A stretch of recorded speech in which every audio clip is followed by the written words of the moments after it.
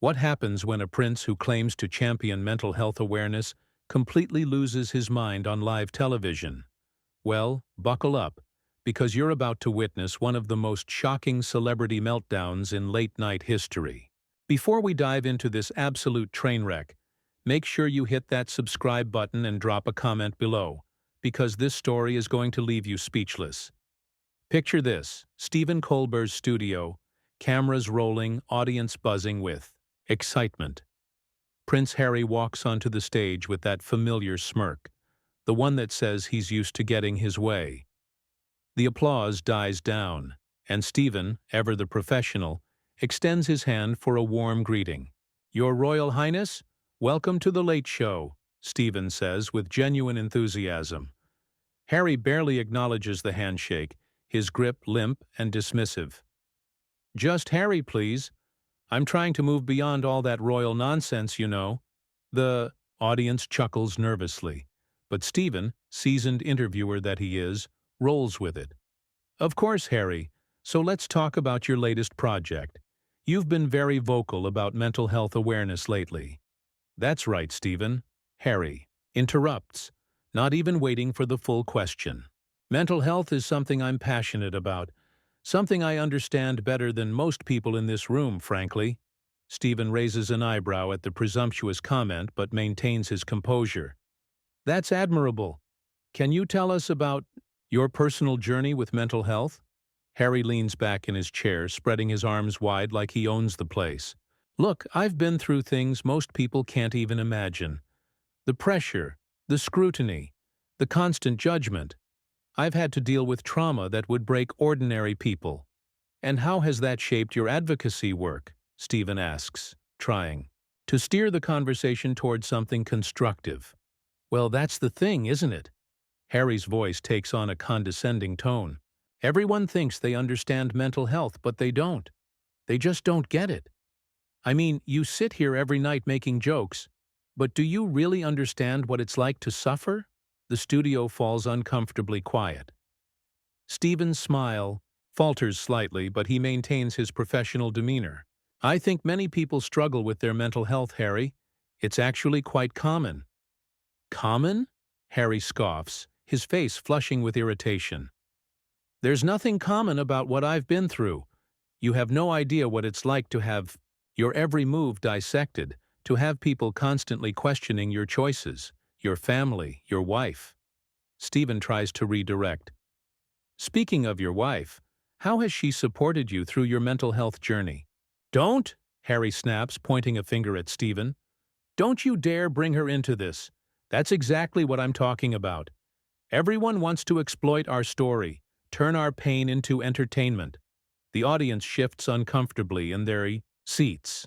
Stephen glances at his producers off stage, clearly sensing the interview going off the rails. "Harry, I wasn't trying to exploit anything. I was simply asking about your support system." "Support system?" Harry laughs bitterly. "You want to know about support systems?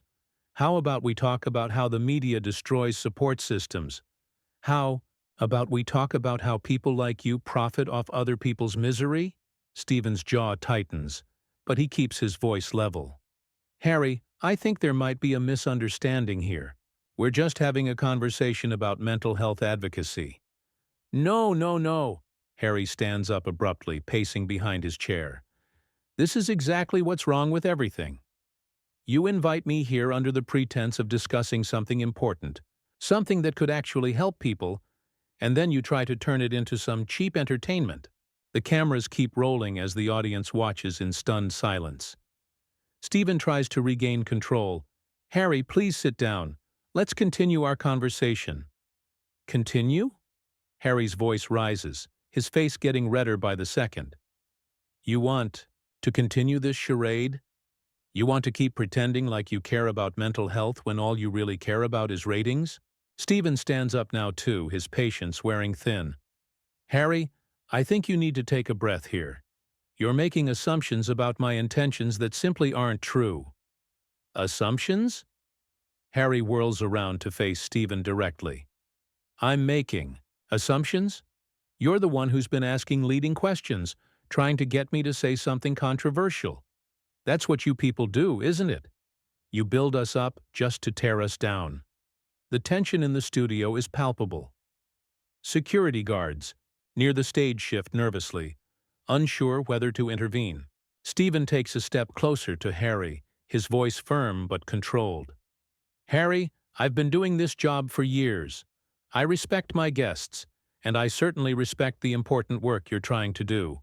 But right now, you're not advocating for mental health. You're having a breakdown on national television.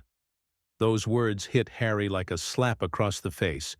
His eyes widen with rage, and for a moment it looks like he might actually lunge at Stephen. The prince who preaches about mental health. Awareness is ironically demonstrating exactly what poor mental health looks like. Harry's face contorts with fury as Stephen's words sink in. The irony is lost on him completely. Here he is, supposedly an advocate for mental health, having a complete meltdown on live television. A breakdown? Harry's voice cracks with indignation. You think this is a breakdown? This is me finally standing up to people like you who profit off human suffering. You sit behind that desk every night, making jokes about people's pain. And you think you're some kind of hero? Stephen crosses, his arms clearly done with trying to coddle Harry. I make jokes about politics and current events, Harry. I don't make jokes about people's mental health struggles. Oh, please. Harry waves his hand dismissively. Everything is fair game for you people. My family, my marriage, my children. Nothing is sacred when it comes to getting a laugh, is it? The audience is dead silent now, watching this train wreck unfold in real time. Some people are pulling out their phones, clearly wanting to capture this moment. Stephen notices and his expression hardens further. Harry, you came on my show voluntarily. No one forced you to be here. If you're not comfortable with the conversation, you're free to leave. Free to leave? Harry laughs maniacally. That's rich coming from someone who's been trying to trap me with gotcha questions from the moment I sat down. You think I don't see what you're doing? You think I'm stupid? Stephen's eyebrows raise in disbelief. What exactly do you think I'm doing, Harry? You're trying to make me look bad. Harry points an accusatory finger at Stephen. You're trying to get me to say something that will create headlines, something that will generate clicks and views. Well, congratulations, you're getting exactly what you wanted. Stephen shakes his head slowly. Harry, the only person making you look bad right now is you. I asked you about your mental health advocacy, and you've turned it into this bizarre conspiracy theory about my motives. Conspiracy theory? Harry's voice rises to near shouting levels. You want to talk about conspiracy theories? How about the conspiracy to destroy my reputation? How about the conspiracy to paint me as some kind of villain when all I'm trying to do is help people? The studio audience begins to murmur among themselves. Some people look genuinely concerned. Others appear to be enjoying the spectacle. Stephen glances at his band leader, who gives him a worried look. Harry, Stephen says, his voice taking on a more serious tone, I think you need to sit down and collect yourself. This isn't helping anyone, least of all the people you claim to want to help. Don't tell me what helps people, Harry snaps. I've helped more people than you could ever imagine. I've used my platform to raise awareness about issues that matter. What have you done besides make jokes? Stephen's patience finally snaps. What have I done? I've used my platform to highlight important issues every single night. I've raised millions for charity. I've given voice to causes that need attention. But I don't go around demanding credit for it every 5 minutes. The tension reaches a boiling point. Harry's face is now bright red, veins visible on his forehead. He looks like he's about to explode completely.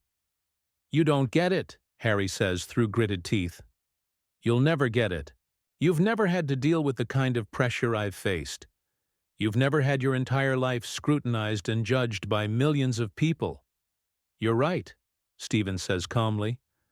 I haven't experienced that specific kind of pressure, but I also haven't used my personal struggles as a weapon against everyone who tries to have a normal conversation with me.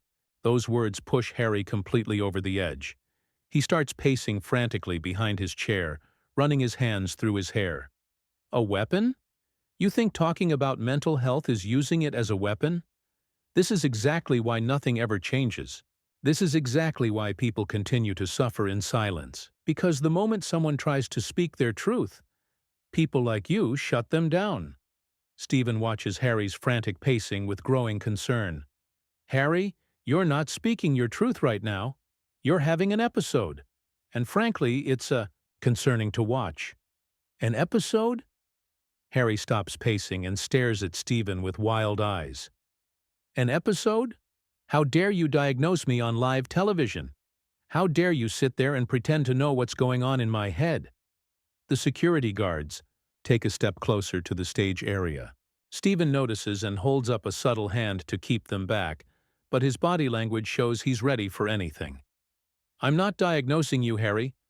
I'm observing your behavior, and it's erratic. You came here to talk about mental health advocacy, but instead you're attacking me personally for asking reasonable questions. Reasonable questions? Harry's voice cracks again. Reasonable? There's nothing reasonable about this ambush. You invited me here under false pretenses, and now you're trying to gaslight me into thinking I'm the problem. Stephen takes a deep breath, clearly trying to maintain some semblance of professionalism. Harry, I think we need to take a break. Why don't we pause for a moment, let you collect yourself, and then we can continue this conversation when you're feeling more centered. Centered? Harry laughs bitterly. I am centered. This is me being completely honest for the first time in years. This is me finally telling the truth about what it's like to deal with people like you every single day. The audience is now visibly uncomfortable. Some people are looking toward the exits. Others are whispering to each other. The atmosphere in the studio has become toxic, and everyone can feel it. Stephen looks directly into the camera, addressing his audience with the professionalism that's made him a household name. Ladies and gentlemen, we're going to take a quick commercial break, and we'll be right back. But Harry isn't having it. He steps directly in front of Stephen, blocking his view of the camera. No, no, no. We're not taking a break. We're not cutting away so you can spin this however you want. People need to see this. They need to see how you really treat your guests. Stephen's face hardens. Harry, step away from the camera now. Or what? Harry challenges, his voice dripping with entitlement. You'll have me arrested. You'll call security? Go ahead. Show everyone what you're really about. The band leader signals frantically to the production crew. The audience is now genuinely frightened, with some people actually getting up to leave. Stephen motions for security, but before they can reach the stage, Harry continues his tirade. This is perfect, Harry says, spreading his arms wide toward the audience. This is exactly what I'm talking about. The moment someone speaks truth to power, the moment someone refuses to play your little games, you silence them. You shut them down. Stephen's voice becomes ice cold. Harry, you have 30 seconds to either sit down and have a civilized conversation, or leave my show. Those are your options. Your show? Harry laughs maniacally. Your show? This isn't your show, Stephen. This is supposed to be a platform for important conversations, for real issues that matter to real people. But you've turned it into your personal ego trip. Two security guards finally reach the stage area, positioning themselves just out of camera range but ready to intervene. Stephen sees them and nods almost imperceptibly. I've been doing this job for decades, Harry. I've interviewed presidents, world leaders, celebrities, activists. Never, not once, has anyone behaved the way you're behaving right now. That's because they were all playing your game, Harry shouts. They were all willing to be your dancing monkeys, to perform for your audience. Well, I'm not going to do that. I'm not going to pretend this is normal. Stephen takes a step forward, his voice firm and authoritative. You know what's not normal, Harry? Coming on someone's show and attacking them personally when they're trying to give you a platform to discuss causes you claim to care about. Claim to care about? Harry's eyes go wide with rage. Claim? I've dedicated my life to helping people with mental health issues. I've opened up about my own struggles to help others feel less alone. And you sit there and question whether I care? I'm not questioning whether you care, Harry. I'm questioning your methods. Right now, you're doing more harm than good to the mental health conversation. Those words hit Harry like a physical blow. For a moment, he stands there speechless, his mouth opening and closing like a fish out of water. Then, something snaps. Completely. "How dare you?" he whispers, his voice trembling with fury. "How dare you tell me I'm harming the mental health conversation when you're the one exploiting it for entertainment?" Harry suddenly lunges toward Stephen's desk, sweeping his arm across it and sending papers and Stephen's coffee mug crashing to the floor. The audience gasps collectively, and several people scream. "That's enough!" Stephen shouts, stepping back. "Security! Get him off my stage! Now!" The two security guards move quickly, approaching Harry from both sides. But Harry isn't done yet. He turns to face the audience, his hair disheveled, his face red and sweaty. "Look at this!" he shouts to the crowd. "Look how they silence anyone who tells the truth. This is what happens when you refuse to be their puppet. They throw you out like garbage. Harry, you need to leave.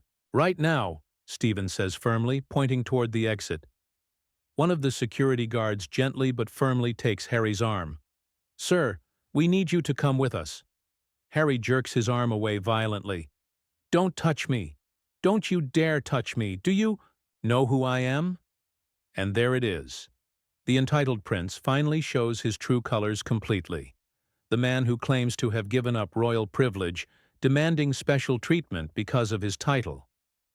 "Yes, I know exactly who you are," Stephen says, coldly. "You're someone who just embarrassed himself on national television. You're someone who came on my show claiming to advocate for mental health and then proceeded to demonstrate exactly what poor mental health looks like." Harry's face goes through a range of emotions, from rage to shock to something that almost looks like hurt. But the entitlement quickly returns. "You'll regret this, Stephen. You'll regret treating me this way. People will see this footage, and they'll see who you really are." "I hope they do see it, Harry. I hope they see exactly what happened here tonight." The security guards manage to escort Harry toward the exit, but he keeps turning back to shout at Stephen and the audience. "This isn't over," Harry yells as he's being led away. "People deserve to know the truth about mental health, and I won't let people like you silence that message." Stephen watches as Harry disappears backstage, then turns to his audience with a mixture of exhaustion and disbelief on his face. "Ladies and gentlemen," he says, straightening his tie, "I've been doing this job for a long time, and I can honestly say that was a first." The audience, still in shock, manages some nervous laughter. Stephen walks back to his desk, surveys the damage from Harry's outburst, and shakes his head. "You know, mental health is an incredibly important topic, one that deserves serious, thoughtful discussion.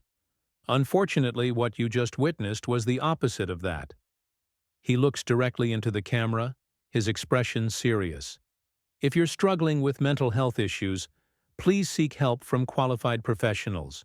And remember, advocating for mental health awareness means having honest, respectful conversations, not attacking people who are trying to help you share your message." Stephen pauses, then manages a small smile. "We'll be right back after this commercial break, assuming we can find another guest who knows how to have a normal conversation." As the cameras fade to black, you can still hear security dealing with Harry's continued protests from backstage. The man who came on the show to discuss mental health awareness had instead provided a masterclass in how not to handle conflict, stress, and public scrutiny. And there you have it, folks. One of the most shocking celebrity meltdowns in late-night television history. What did you think of Harry's behavior? Was Stephen right to kick him off the show? Or should he have been more patient? Drop your thoughts in the comments below, and don't forget to subscribe for more incredible stories like this one.